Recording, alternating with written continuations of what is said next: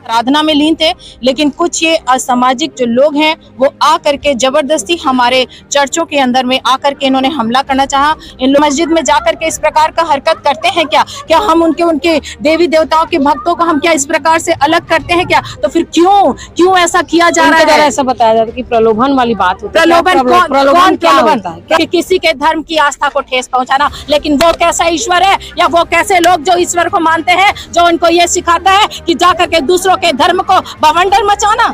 Church में प्रार्थना चल रही थी और कुछ लोग अंदर घुस के और मतलब कि पत्थर लेके घुसे हैं अंदर। पत्थर लेके अंदर घुसे हैं। तो ये गलत चीजें हैं ना।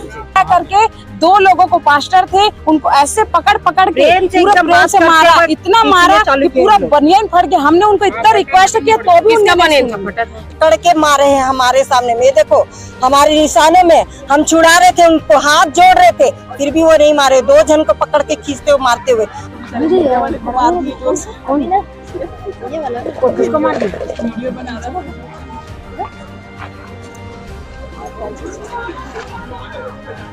क्या धर्मांतरित होते हैं कि हिंदू ही रहते हैं? जो हिंदू ही रहते हैं, कोई 6 महीने के लिए आते हैं, कोई 1 साल के लिए आते हैं, कुछ लोग 2 साल के लिए आते हैं। ऐसा जिस रायपुर नगर चर्च पर जिस तरह से धर्मांतरण को लेकर मुद्दा उठा था और जिस चर्च पे जो यहाँ पर जो सिस्टर है उनके यहाँ का ये पूरा मामला है, उनसे जानते हैं। जी आपका पहले तो नाम बताएंगे।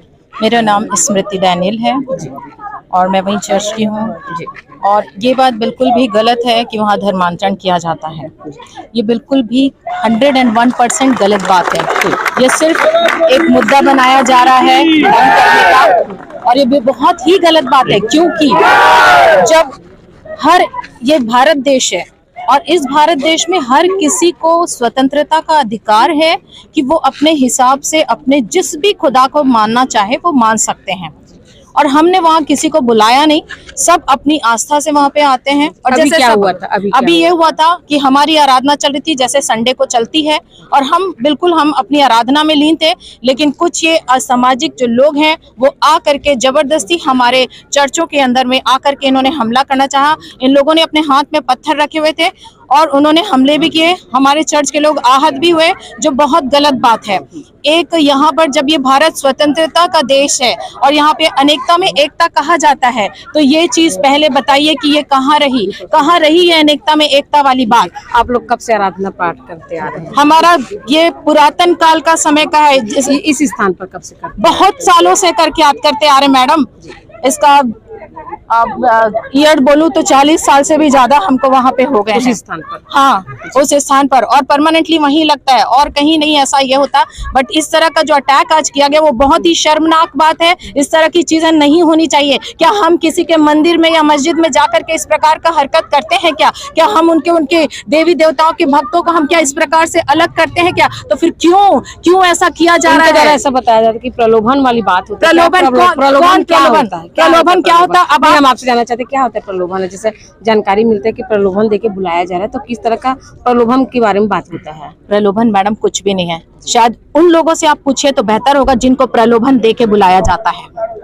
आप उन्हीं से पूछे जो ये प्रश्न करे ना प्रलोभन वाली, ये प्रलोभन की परिभाषा अगर आप उनसे पूछे तो बेहतर होगा। यहाँ पर हम सिर्फ और सिर्फ अपने जिंदा खुदा यीशु का नाम लेते हैं, उसके अलावा कुछ भी नहीं है। और ये बात चाहे कोई जाने चाहे मत जाने, हर व्यक्ति जानता है यीशु नाम में शिफा है, यीशु नाम में चंगाई है, यीशु नाम में छुटकारा है। और इसीलिए लोग यहाँ पर आ रहे हैं। हमने कभी किसी को बाउंडेज नहीं किया और हमको किसी के धर्म को कभी भी बुरा कहने का कोई अधिकार नहीं, क्योंकि मेरा प्रभु ये मुझे नहीं सिखाता कि किसी के धर्म की आस्था को ठेस पहुंचाना। लेकिन वो कैसा ईश्वर है या वो कैसे लोग जो ईश्वर को मानते हैं जो उनको ये सिखाता है कि जाकर के दूसरों के धर्म को बवंडर मचाना।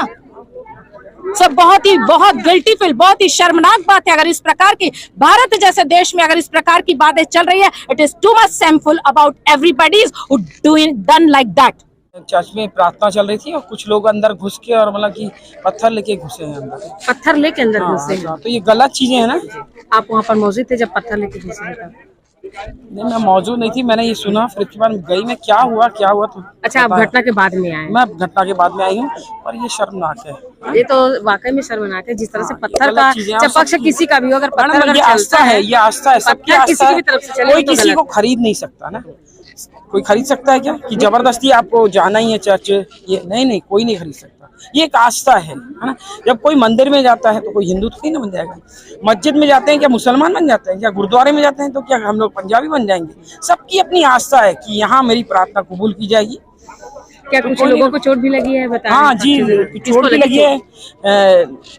2-3 भैया, रजनीश भैया की तो शर्टें बटन फटे हुए हैं, बनियान फटी हुई है, और भैया को यहाँ पर हाँ उन्होंने मारा है, पुलिस वालों ने मारा है। किसने? पुलिस ने मारा। पुलिस प्रशासन सामने में सब बात खत्म हो गए थे। वो बोले कि ठीक है, सब चले गए बजरंग दल करके। उन्होंने क्या किया कि तुमने पुलिस के ऊपर हाथ लगाया करके 2 लोगों को, पास्टर थे, उनको ऐसे पकड़ के पूरा प्रेम से मारा, इतना मारा कि पूरा बनियान फट गया। हमने उनको इतना रिक्वेस्ट किया तो भी उन्होंने, 5 लोगों का है, 2 लोगों का, एक को पकड़े, एक का तो छोड़ा उसने, फिर दूसरे को पकड़ लिए, और दोनों का ऐसे रीति से उन्होंने पकड़ा। हमने इतने लोगों से पकड़े, पूरा ये पूरा फट गया। ब्रदर दिखाएंगे आपको, पूरा बनियान फट चुका। हमने इतना रिक्वेस्ट किया तब उन्होंने छोड़ा। फिर उसके बाद जी आप कुछ कहना चाह रहे थे? हम लोग जब अपने चर्च में थे, हम किसी का उल्लंघन नहीं करते हैं, हम सबको अपने जैसा ही प्रेम करते हैं। लेकिन आज वो कौन है अधिकारी नहीं पता, लेकिन वो अधिकारी प्रेम के साथ बुला के पूरा पकड़ के मारे हैं हमारे सामने में। देखो हमारे निशाने में हम छुड़ा रहे थे, उनको हाथ जोड़ रहे थे, फिर भी वो नहीं मारे। 2 जन को पकड़ के खींचते हुए मारते हुए। उनको कोई अधिकार नहीं बनता। हम किसी के मंदिर में जाते हैं, किसी के मस्जिद में जाते हैं। किसने मारे? वो टीए है कि कौन है, वो काय कलर का टी-शर्ट पहने हैं। करने के क्या बोल के मारे? प्रेम से बुलाए, आधार कार्ड मांगे। हम चर्च आ रहे हैं, हम आधार कार्ड मोबाइल लेके नहीं आ रहे, हम अपने परमेश्वर की आराधना करने आ रहे हैं। पकड़ते साथ ही मार के चालू किए हैं। अभी भी उनके शरीरों में उनका शर्ट, आपका नाम? टी-शर्ट। मेरा नाम अरुणा है जी। आपका नाम क्या है? मेरा नाम दीना है, दीना मसीह। आप यहीं से हैं? जी मैम। सब लोगों को चर्च से बाहर जाओ, झगड़ा नहीं होगा बोला। अधिकारी के बात सुनकर हम लोग बाहर आ गया। उसके बाद पुलिस का मान क्या है? चर्च में जाके प्रार्थना करना, सबके लिए दुआ करते, बस इतना ही करते हम लोग। सबको अंदर जाओ बोला, फिर बाहर आओ बोला, सबको भेज दिया और उन लोगों को पकड़ के मार दिया। वो मारा है, वो जो कौन मारा है? हम लोग नहीं। बजरंग दल वाले आके ऊपर चर्च के ऊपर चढ़ के मारने के लिए आया। तब पुलिस वाला क्या कर रहा है? उनको नहीं हटा सकता है क्या? सब मिलजुल है, ऐसा लग रहा है। ईसाई लोगों को खत्म करने के, मर जाएंगे तो हम लोग ईसाई में मर जाएंगे, परमेश्वर के सामने मरेंगे। इन लोगों के साथ नहीं मरेंगे। जीना है तो जिएंगे परमेश्वर के साथ। शक्ति हम लोग के पास भी मारने का, हमारे परमेश्वर हमें शक्ति देगा। हम लोग यहाँ पर पास्टर विनोद जी हमारे साथ मौजूद है, आइए उनसे बात करते हैं। जी पास्टर जी बताएंगे यहाँ पर किस तरह से जो आज जो घटना हुई है, उस घटना के समय आप वहाँ पर मौजूद थे चर्च में? नहीं, मैं वहाँ मौजूद नहीं था और समाज के पदाधिकारी होकर सूचना मिलने के बाद मैं थाने में आया हूँ और जानकारी लेने के लिए। क्या जानकारी मिली थी आपको कि हुआ क्या था? मिली जानकारी के अनुसार वो 50 साल पुराना प्रार्थना भवन है, वहाँ प्रति रविवार को प्रार्थना होता है। और जब भजन कार्यक्रम चल रहा था, कुछ जवान लोगों ने प्रार्थना भवन के अंदर घुसकर मारपीट करने का प्रयास किया गया। जी, वहाँ पर कितनी संख्या में जो लोग थे मौजूद थे, क्या कर रहे थे? वहाँ पर प्रति रविवार को 1000-1500 लोग प्रति रविवार को वहाँ पर प्रार्थना सभा में शामिल होते हैं। जी, तो जिस तरह से आप बता रहे हैं कि हजारों लोग जो है वहाँ पर लंबे समय से प्रार्थना सभा में मौजूद रहते, तो क्या इनकी कोई परमिशन या कोई जानकारी प्रशासन को होती है? ये चिन्हांकित कलिसिया रायपुर नाका चर्च जो है 50 साल पुराना कलिसिया होने के कारण से शासन प्रशासन के द्वारा चिन्हांकित है कि रायपुर नाका में एक ही चर्च है। वहाँ पर सामाजिक नेता लोग, राष्ट्रीय नेता लोग, विधायक, मंत्री, सबका दौरा इसी जगह में होते रहते हैं। और इलेक्शन के समय पर भी कैंडिडेट लोग वहाँ पर आकर अपना बातों को रखता है। जैसे आप बता रहे थे हजारों की संख्या में वहाँ पर हर रविवार को लोग वहाँ पर आते संख्या में, तो ये कौन लोग होते हैं? हजारों की संख्या में मसीह लोग भी रहते हैं और कुछ गैर मसीह लोग भी इसमें प्रार्थना सभा में आते हैं। तो गैर मसीह लोग कैसे मतलब शामिल होते हैं? हिंदू धर्म के लोग भी वहाँ शामिल होते हैं? हिंदू, मुसलमान, सिख सब आते हैं वहाँ पर, वो भजन कार्यक्रम में शामिल होने के लिए आते हैं। जी, तो क्या उनको इजाजत रहता है कि वो आपकी सभा में आ जाए? हाँ, वो लोग परमिशन लेते हैं तो पास्टर उनको इजाजत देते हैं कि वहाँ पर बैठकर प्रार्थना सभा में बैठने का उनको परमिशन दिया जाता है। तो क्या जिन लोग आपके सभा में शामिल होते हैं उन लोग क्या धर्मांतरित होते हैं कि हिंदू ही रहते हैं? जो हिंदू ही रहते हैं, कोई 6 महीने के लिए आते हैं, कोई 1 साल के लिए आते हैं, कुछ लोग 2 साल के लिए आते हैं। ऐसा लोग भजन सुनने के लिए आते हैं और चले जाते हैं। जैसा कि लगातार ये ब्लेम आप लोग के ऊपर लगता है कि मतलब आप लोग जो है कन्वर्ट करते रहते हैं, तो जो हिंदू लोग जो आते हैं आप लोगों के पास, आप लोगों के साथ शामिल होते हैं, उन लोगों को इस बारे में आप लोग चर्चा करते हैं कि अगर आप आ गए हैं तो आपके लोगों को आपने इसके बारे में अपने परिवार को जानकारी दी है कि नहीं? क्योंकि लगातार इस तरह से आप लोग के ऊपर इल्जाम लगता चला रहा है कि आप लोग धर्मांतरित करते हैं, प्रलोभन भी देते हैं। नहीं, ऐसा देखो, प्रलोभन देने के यदि कुछ भी बात आते हैं तो उसे क्या करना चाहिए, शासन के सामने थाने में लोगों को उसका शिकायत देना चाहिए और शासन उसका जिम्मेदारी उसका जांच करेगा। जी, तो अभी आप क्या इस मुद्दे को किस तरह से देखते हैं?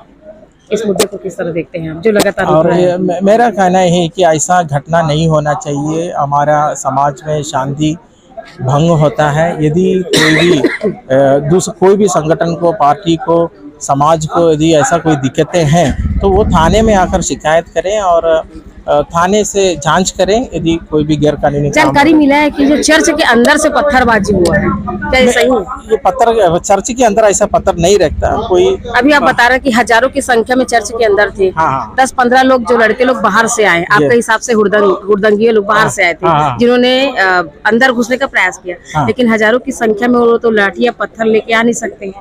तो वहाँ पर लाठी पत्थर जो सामग्री फेंक के मारने वाला, वो चीजें पहुंची कैसे वहाँ अंदर? उसका जानकारी मेरे को नहीं है कि वहाँ पर 15-20 जितने भी लड़के लोग आए उनको रोकने का प्रयास वहाँ चर्च के अंदर बैठे हुए लोग के द्वारा किया गया। कुछ फंडिंग का भी काम हो रहा है? फंडिंग का नहीं है। मैं पहले से बताया है कि हमारा मंत्रालय के केंद्र सरकार के द्वारा विदेश से जितने भी फंडिंग है सब बंद कर चुका है, सारे NGO को बंद है।